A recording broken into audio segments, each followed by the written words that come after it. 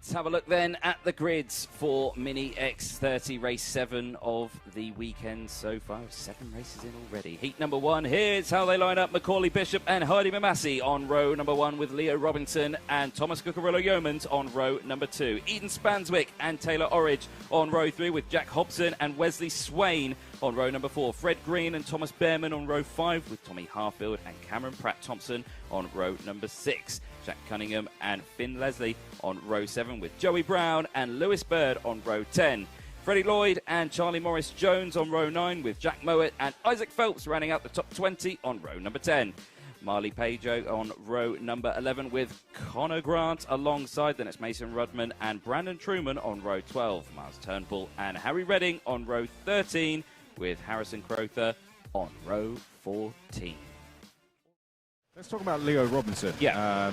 You know, one driver definitely to keep an eye on in this class. Yeah.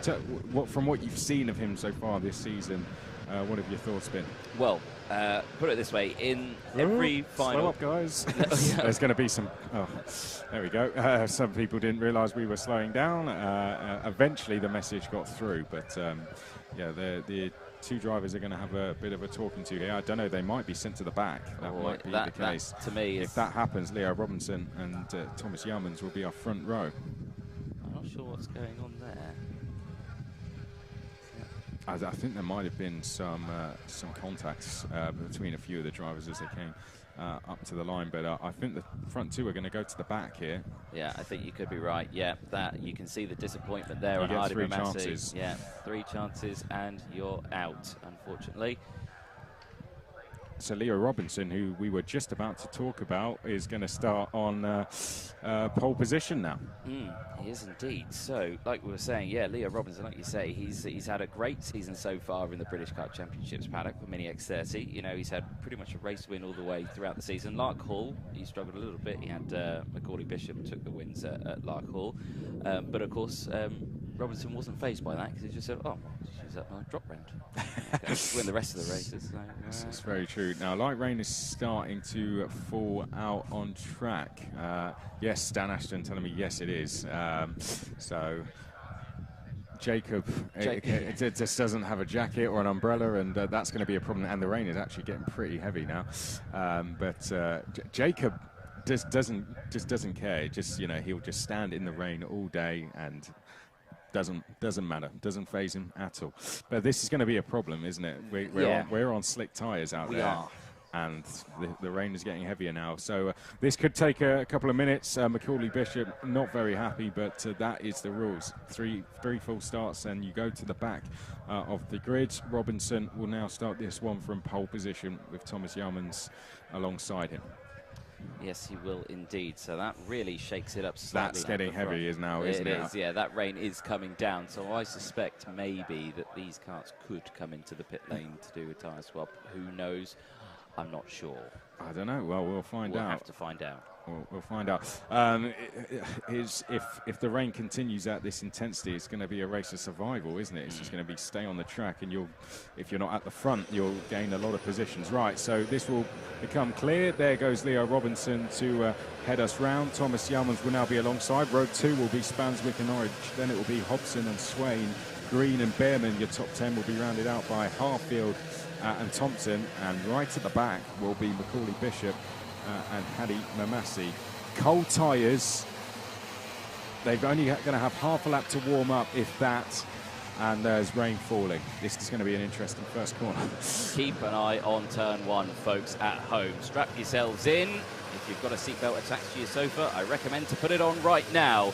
Out of the final corner, into the tram lines. Nigel Edwards, get out the way. Green flaggers go, and we're here in towards turn 1. There goes Damp patches forming, and look at that, in towards turn 1. Spinners Central.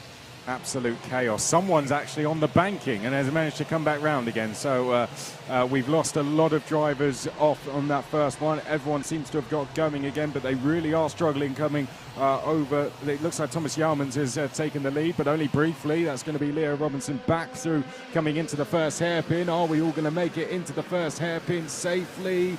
just about at the front of the field. No, one person we have spinning round. We'll pick up who we're losing as we go on. It looks like Wesley Swain has hit problems. Brown, Bird, Freddie Lloyd hit problems as well on that opening lap, but no such problems for Leo Robinson, who leads the way. Yeah, so out on track drama actually, because it looks like the 44 Mamassi didn't start the race. He has pulled that car off to the side of the track and did not go to the back of that grid. So Mamassi is out of this race before it even started. That's the number 6 of Jack Hobson, making up a position coming in towards the final corner. The MLC Motorsport driver will keep an eye out for Macaulay Bishop, because he did start. Let's find out where he is as they come across the line, and he is 10th place. So wow, from last to 10th on the first lap. That's not bad going at all. That is not bad going at all. That indeed, as he goes through then, really fighting through that field. But at the front, it's Leo Robinson who's leading away across the bridge from Jack Hobson. Again, two very quick drivers. Change for second place though, because it looks like Orridge dived down the inside there, and he has got the move done. The Mad Crop Promotions driver promotes himself now to second place. There's Macaulay Bishop in the 68 on picture now, makes another move. So that's him into 7th place. Macaulay Bishop is not out of contention overall here, is he? He may have been sent to the back, but he's gone from 26th all the way up to 7th in 1.5 laps. I suspect with all that carnage that happened at turn 1, massively helped out. So now in this phase, he's got to really concentrate now to get those moves done. But Macaulay's a quick driver. He knows he's got the pace. You know, he can get through that field, but has he got enough time to do it? 5.5 minutes to go. Across the line, Robinson from Orridge, Hobson, Spanswick, Morrison, Jones, and it's Swain, Bishop, Leslie, Cucurullo, Yeomans, and it's Pratt Thompson in the top 10. Behrman, Cunningham, then it is Crowther, Phelps, Turnbull, Truman, Mowat, Lloyd, Green, Rudman, Bird, Grant, Pajo, and then it's Harfield, Redding, or Brown, then Redding. We just saw Macaulay Bishop make another move there going through turn 1, and we're seeing another move being made here in the background. That's the number 86 of Thomas Yeomans making retaking a place going in towards the first hairpin. So that puts Bishop up into 6th place. There he is now, just behind the number 12 of Charlie Morrison-Jones as they come through the first corner. We've got someone off. I think that's Tommy Harfield, who hasn't come through the first sector of the circuit. So problems earlier in qualifying, more problems here. Here we can see the number 6 of Hobson, but there is Macaulay Bishop now up into 5th place as he comes across the line. Right, 4.5 minutes plus a lap to go. Gap to the next car, 1.5 seconds.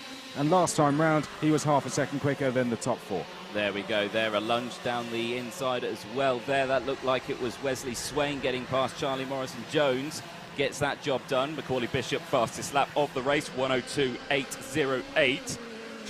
Change of lead, perhaps? Yes, we've got a change of lead into the first hairpin, and that is Taylor Orridge going past Leo Robinson. And I have to say, that's exactly what Macaulay Bishop wants to see. He wants to see them battling at the front, because that means they're going to be slower than him. That means he can close that gap, though. Change of third as well. Spanswick at the exact same time went past Hobson, so 2 changes at that first hairpin. So your new order is Orridge, Robinson, then Spanswick, and then Hobson. Bishop closing in. So go through 3.5 minutes plus that one additional lap then as they come out of the final corner. The timing tower will update and we will get our order confirmed once more. Robinson from...